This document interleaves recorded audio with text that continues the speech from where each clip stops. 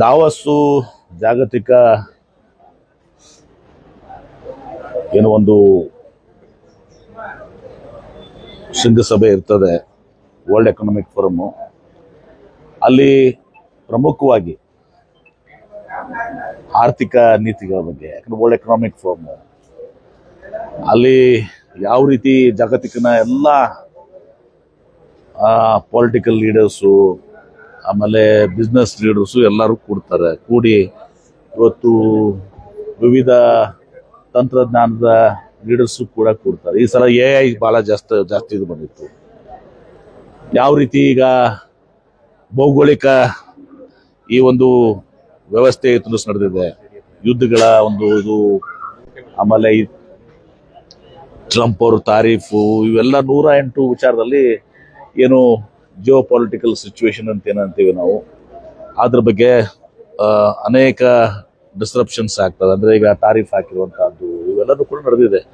ಇಂಥ ಸಂದರ್ಭದಲ್ಲಿ ಇವತ್ತು ಅನೇಕ ವಿಚಾರಗಳಲ್ಲಿ ಯಾವ್ಯಾವ ಸೆಕ್ಟರ್ಸ್ ಅಲ್ಲಿ ಈಗ AI ಇರ್ಬೋದು, ಡಾಟಾ ಸೆಂಟರ್ಸ್ ಇರ್ಬೋದು, ಹೀಗೆ ಎಲ್ಲನೂ ಕೂಡ ನಡೀತದೆ. ಈಗ ಅನೇಕ ವಿಶ್ವ ದಿಗ್ಗಜರು ಅಲ್ಲಿ ಬರ್ತಾರೆ ರಾಜಕೀಯವಾಗಿ. ಆಮೇಲೆ ಈಗ ಇಲಾನ್ ಮಸ್ಕ್ ಅಂತವರು ಕೂಡ ಅಲ್ಲಿ ಇರ್ತದ್ದು, ಅಲ್ಲ ಜಾಗತಿಕ ಇದು ಎಲ್ಲರೂ ಕೂಡ ಬರ್ತಾರೆ. ಅಲ್ಲಿ ಡಿಬೇಟ್ಸ್ ನಡೀತದೆ, ಡಿಸ್ಕಷನ್ಸ್ ನಡೀತದೆ, ಚರ್ಚೆ ನಡೀತದೆ, ಯಾವ ರೀತಿಯ ಮೇಲೆ ನಾವು ಮುಂದೋಗ್ಬೇಕು ಅಂತೇಳಿ. ಮತ್ತು ನಾವು ಕೂಡ ವಿವಿಧ ರಾಜ್ಯಗಳು, ಭಾರತ ದೇಶ ಅಷ್ಟೇ ಅಲ್ಲ, ಭಾರತ ದೇಶನೂ ಕೂಡ ಒಂದು ಪವೆಲಿಯನ್, ಇಂಡಿಯನ್ ಪವೆಲಿಯನ್ ಕೂಡ ಇತ್ತು. ನಮ್ಮ ಪವೆಲಿಯನ್ಸ್ ಕೂಡ ಎಲ್ಲ ಅನೇಕ ರಾಜ್ಯಗಳೆಲ್ಲ ಭಾಗವಹಿಸಿದ್ವಿ. ಎಲ್ಲ ತಪ್ಪುಗಳಿದೆ ಎಲ್ಲನೂ ಕೂಡ. ಅದಕ್ಕೆ ಕಾರಣ ಯಾರು? ಗವರ್ನರ್. ಅವ್ರು ಗವರ್ನರ್ ಈ ರೀತಿ ಮಾಡಿದಾಗ ಅದೆಲ್ಲ ವಾತಾವರಣ ಸೃಷ್ಟಿಯಾಗಿದೆ ಅಲ್ಲಿ. ಪಾಪ ಹರಿಪ್ರಸಾದ್ ಅವರು ಬಟ್ಟೆ ಎಲ್ಲ ಹಚ್ಕೊಳ್ತದ್ದು. ಈ ವಾತಾವರಣ ಸೃಷ್ಟಿ ಮಾಡಕ್ಕೆ ಇದೆಲ್ಲ ಆಗ್ಲಿಕ್ಕೆ ಕಾರಣ ಗವರ್ನರ್. ಇಲ್ಲಿಗೆ ಬರಲೇಬಾರ್ದಾಗಿತ್ತು.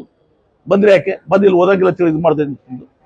ಸರಿ, ಇನ್ನೊಂದು ನಾಳೆ ಗಣರಾಜ್ಯೋತ್ಸವ ಭಾಷಣ ಇದ್ರೆ ಅಲ್ಲಿ ಕೇಂದ್ರ ಸರ್ಕಾರ ಟೀಕಿಸುವ ಅಂಶಗಳಿದ್ರೆ ಭಾಷಣ ಮಾಡಲ್ಲ ಅನ್ನುವಂತ ಸಂದೇಶವನ್ನು ರಾಜ್ಯ ಸರ್ಕಾರ ಅದೇ ಮತ್ತೆ ಪದೇ 2ನೇ ಸಲ ಪ್ರೂವ್ ಮಾಡ್ತಾ ಇದಾರೆ. ಅವ್ರು 1ನೇ ಸಲ ಪ್ರೂವ್ ಮಾಡಿದಾರೆ I am the BJP agent ಅಂತ.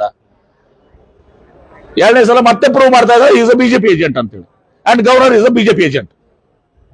ಸಂಘರ್ಷಕ್ಕೆ ದಾರಿ ಮಾಡಿಕೊಡುತ್ತೆ. ಸಂಘರ್ಷ ಏನ್ ಸಂಘರ್ಷ ಆಗ್ತದೆ? ರಾಜ್ಯಪಾಲ ಆಗ್ಲಿ ಏನಾಗ್ತದೆ, ಮತ್ತೆ ಅನಿವಾರ್ಯ ಇದೆ. ಯಾರು ಮಾಡಿಕೊಟ್ಟಿದ್ದಾರೆ ನಮ್ಮ ಸಂಘರ್ಷ? ಸಂಘರ್ಷ ಮಾಡ್ತಾ ಇರುವಂತದ್ದು ರಾಜ್ಯಪಾಲರು.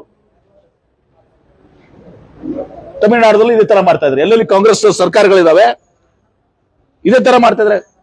ತಮಿಳುನಾಡದವರು ಇದೇ ತರ ಆಗಿದೆ. ಮತ್ತೆ governor is a BJP agent. ಮುಕ್ತವಾಗಿ ಹೇಳ್ತೀನಿ. ಅಂದ್ರೆ ಕಾಂಗ್ರೆಸ್ ಸರ್ಕಾರ ಇರುವ ರಾಜ್ಯಗಳಲ್ಲಿ ಸರ್ಕಾರ ಸರಿಯಾಗಿ ನಡಿಬಾರ್ದು. ಇದನ್ನ ಅಲ್ಲ ಅಂದ್ರೆ ಕೇಂದ್ರ ಸರ್ಕಾರದ ವಿರೋಧ ನಾವು ಏನು ವ್ಯಕ್ತಪಡಿಸಬಾರ್ದು. ನಾವು ಅವ್ರ ತರ ಗವರ್ನರ್ ತರ ನಾವು ಕಾಂಗ್ರೆಸ್ ಸರ್ಕಾರ ಬಿಜೆಪಿ ಏಜೆಂಟ್ ಆಗಿರ್ಬೇಕು.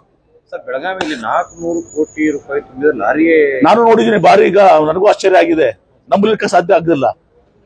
ಈಗ ನಾನು ನೋಡ್ತಾ ಇದ್ದೆ ಬೆಳಿಗ್ಗೆ ಪೇಪರ್ನಲ್ಲಿ, ಆಶ್ಚರ್ಯ ಆಗಿದೆ. ಒಂದು ದಿವಸ ಏನು ಅದು ಹೆಂಗೆ ಬಂತು, ಏನು ಬಂತು, ಯಾವ ಹಣ ಏನು, ಇದೆಲ್ಲಾನು ಹೊರಬರ್ಬೇಕಲ್ಲ.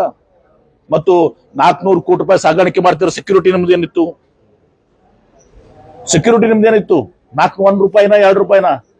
4 ಕೋಟಿ ಆದ್ರೆ ಏನೋ ಬ್ಯಾಂಕರ್ ಪಾಪ. 400 ಕೋಟಿ ಅಂದ್ರೆ ಅದಕ್ಕೆ ತಕ್ಕದಾದಂತ ಸೆಕ್ಯೂರಿಟಿ ಬೇಕಾಗಿತ್ತ?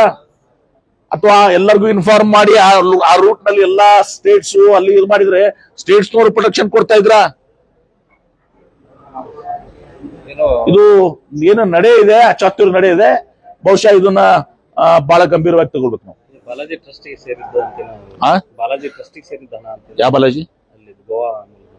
ಅರೆ ಬರೀ ಪ್ರೊಟೆಕ್ಷನ್ ಬೇಡ ಅಣ್ಣ. 400 ಕೋಟಿ ರೂಪಾಯಿ ಹಣಕ್ಕೆ, ಈಗ 400 ಕೋಟಿ ಹಣಕ್ಕೆ ನೀವೇ ವಿಚಾರ ಮಾಡ್ರಿ. 400 ಕೋಟಿ ಇವತ್ತು ನಾವು ಸಾಗಾಣಿಕೆ ಮಾಡ್ಬೇಕಾದ್ರೆ ಅದು ಲೀಗಲ್ಲೋ ಇಲ್ಲಿಗೋ ನನಗೇನು ಮಾಹಿತಿ ಗೊತ್ತಿಲ್ಲ, ಸುಮ್ಮನೆ ಪೇಪರ್ ಓದಿದ್ದೀನಿ. ಅದು ಯಾವ್ದು ಟ್ರಸ್ಟ್ನೋ ಏನೋ ಗೊತ್ತದ. 400 ಕೋಟಿ ರೂಪಾಯಿ ತಗೊಂಡು ಹೋಗುವಾಗ ಅದಕ್ಕೆ ಸೂಕ್ತವಾದಂತ ಇದು ಬೇಕಾಗಿರಂಗಿಲ್ಲ. ಬ್ಯಾನದ ಅಮೌಂಟ್ ಅಂದ್ರೆ 2000 ರೂಪಾಯಿನೂ ಇತ್ತು. ನನಗೆ ಗೊತ್ತಿಲ್ಲ. ನಾನು ಇವತ್ತು ಪೇಪರ್ ನೋಡಿದ್ದೀನಿ. ಇದು ಬಹಳ ಗಂಭೀರವಾದಂತ ವಿಚಾರ.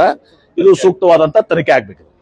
ಮೊನ್ನೆ ಸಿಎಂ ಅವ್ರ ಕಾರ್ಯಕ್ರಮ ಆಯ್ತು, ಸರ್ಕಾರಿ ಕಾರ್ಯಕ್ರಮ ಹೋಗಿ ಯತ್ನಾಳ್ ಕಾರ್ಯಕ್ರಮ ಅನ್ನೋ ರೀತಿ ಪ್ರಾಜೆಕ್ಟ್ ಆಯ್ತು. ಏನ್ರಿ ಮೊನ್ನೆ ಸಿಎಂ ಅವ್ರು ಬಂದಾಗ ನೋಡಿ, ಅವರು ಈಗ ಸಿಟಿ MLA ಇದ್ದಾಗ ಬಂದಾಗ ಯತ್ನಾಳ್ ಕಾರ್ಯಕ್ರಮ ಏನಾಗ್ತದೆ? ಆತರ ಪ್ರಾಜೆಕ್ಟ್ ಆಯ್ತು. ಯಾರು ಪ್ರಾಜೆಕ್ಟ್ ಯಾರು ನೀವು ಮಾಡ್ಕೊಂಡ್ರಿ?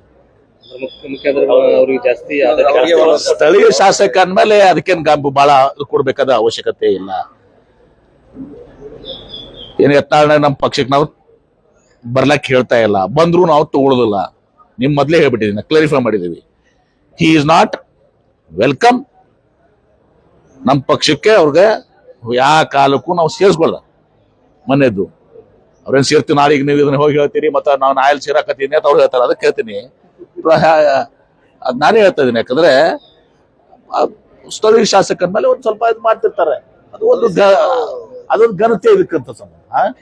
ಸಿಎಂ ಅವರು ಅವ್ರಿಗೆ ಅವ್ರ ಫೇವರ್ ಆಗಿ ಸುಮ್ಮನೆ ಫೇವರ್ ಅಂತಾರೆ ನೋಡಿ. ಆಯ್ತಪ್ಪ, ಬಂದಾಗ ಸ್ಥಳೀಯ ಶಾಸಕರು ಏನೋ ಪ್ರಪೋಸಲ್ ಕೊಟ್ರು, ಆಯ್ತಪ್ಪ ಕನ್ಸಿಡರ್ ಮಾಡೋಣ ಅಂತಿದ್ದಾರೆ. ಕಾಂಗ್ರೆಸ್ ಶಾಸಕರು ಸರ್ ನಮ್ಮೋದ್ರ ತರ ಮಾಡ್ತಾರೆ, ಯತ್ನ ಅವರು ಜಲ್ದಿ ಮಾಡಿದ್ರು. ಯಾರಂದ್ರು? ಕಾಂಗ್ರೆಸ್ ಶಾಸಕರ ಹತ್ರ ಅಸಮಾಧಾನ. ಯಾರಂದ್ರ? ಯಾರೋ ಡೈರೆಕ್ಟ್ ಆಗಿ ಅಂದ್ರು ಸರ್. ಯಾರು ಡೈರೆಕ್ಟ್ ಅದು ಸುಮ್ಮನೆ ನೀವು ಕಲ್ಪಿಸ್ಕೊಡೋದಕ್ಕೆ ತಮ್ಮ ಹೊರಗೆ ಏನಂತ ಸರ್ ನೋಡಿ. ಅದೊಂದು ಸುಮ್ಮನೆ ಸೌಜನ್ಯದ ವಿಚಾರಗಳು. ಅಂದ್ರೆ ಈ ವಿಚಾರ ಏನಿದೆ ಸರ್, ಸ್ವತಂತ್ರ ಅಭ್ಯರ್ಥಿಗೆ ಅಂದ್ರೆ ಕರೆಕ್ಟ್ ಸೇರಿವಲ್ಲ ಸೌಜನ್ಯ. ಈಗ ನಾವು ಅದೊಂದು ಕಾರ್ಯಕ್ರಮಕ್ಕೆ ಹೋಗ್ತೀವಿ, ಅಲ್ಲಿ ಸ್ಥಳೀಯ ಶಾಸಕರು ಇರ್ತಾರೆ. ನನ್ ಕೂಡ ಆ ಸ್ಥಳೀಯ ಶಾಸಕ ಬೈದ್ ಬರ್ಲಿ ಅವ್ನು ಸ್ಟೇಜ್ ಮ್ಯಾಗ. ಅದಕ್ಕೆ ಬಹಳ ಮಾತು ಕೊಡುವಂತ ಅವಶ್ಯಕತೆ ಇಲ್ಲ. ನನ್ಗೆ ಗೊತ್ತಿಲ್ಲ ಈಗ ಏನೇನು ತಡೀತದೆ. ನಾನು ತಿಳ್ಕೊಂಡಿಲ್ಲ. ಈಗ ನಾನು ದಾವೋಸ್ನಾಗಿದ್ದೆ. ಆಮೇಲೆ ಇದೇನು ಇದೆ ಒಂದೇ, ನನಗೆ ಇಂಡಸ್ಟ್ರಿ ಡಿಪಾರ್ಟ್ಮೆಂಟ್ ಅವ್ರಿಗೆ ತಿರುಗುದಿ ಒಂದೇ ಇರೋದಲ್ಲ. ನೋಡೋಣ ಅಂತ ಎಲ್ಲಿ ಬಂದಿದೆ ಅಂತ. ಸರ್ ಈಗ ಇನ್ನೊಂದು ಮುಳವಾಡದಾಗ ಸರ್ ಪರಿಹಾರ ಕಾಂಗ್ರೆಸ್ ಕಾರ್ಯಕರ್ತರು ದಿನ ಬಂದರಾಗಿಲ್ಲ ಅಂತ ಹೇಳಿ ಒಂದು ಏನಾದ್ರಿ ಕಾಂಗ್ರೆಸ್ ಮುಖಂಡ ಕಾಂಗ್ರೆಸ್ ಕಾರ್ಯಕರ್ತರು ಅದೆಲ್ಲ ನೀ ಇಲ್ಲೇ ಕೇಳ್ತೀಯಪ್ಪ, ಅಲ್ಲೆಲ್ಲ ರಗಡ್ ಕೇಳ್ತಾರೆ. ರಾಜೀವ್ ಗೌಡ ಇಲ್ಲೇ ನಿನಗೂ ಬೇಕಾಯ್ತು.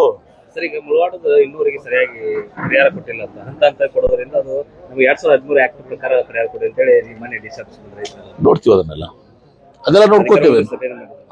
ಅದಕ್ಕೆ ಕೇಳಿ ಅದಕ್ಕೆ ಜಿಲ್ಲಾಧಿಕಾರಿ ಸಭೆ ಮಾಡಿದ್ದಾರೆ. ನೋಡ್ತೀವಿ, ಅದನ್ನೆಲ್ಲ ಚೆಕ್ ಮಾಡ್ತೀವಿ. ನ್ಯಾಯಯುತವಾಗಿ ಏನದ ಮಾಡ್ತೀವಿ. ಪದ್ಧತಿ ಏನದ KDB ಆ ಪ್ರಕಾರ ಮಾಡ್ತೀವಿ.